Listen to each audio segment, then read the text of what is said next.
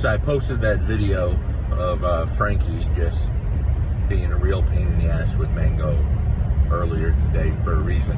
I knew there would be all kinds of comments and people would be chiming in all kinds of ways. I posted that for a reason. Now I want you guys to remember something. I've had powerful dogs, high drive dogs for a really, really long time, going way back. Multiple dogs in the household. All my dogs are intact. My dogs don't fight. Never gotten into a fight, even when my females go into heat, okay? When I post something, it's almost always because of what I see in the pet dog world every single day. And one of those big issues are the amount of in-home aggression cases that I deal with, because people get multiple dogs and have no idea what they're doing, right?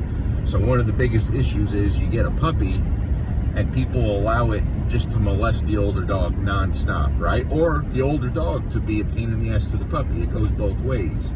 And they sit there and they think it's cute and they do nothing because they think they're friends, okay?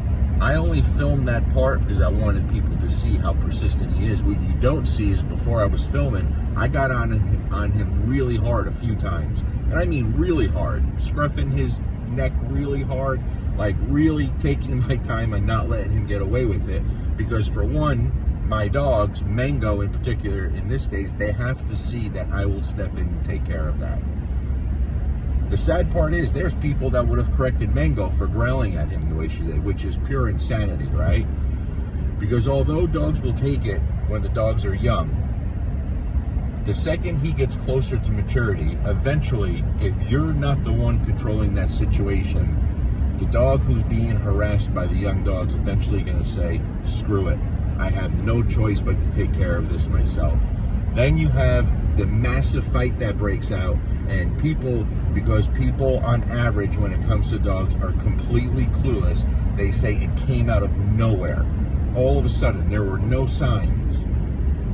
No, your sign is you probably shouldn't have more than one dog. Okay, so I don't just post this stuff for, you know, views and likes. There's usually a purpose behind it.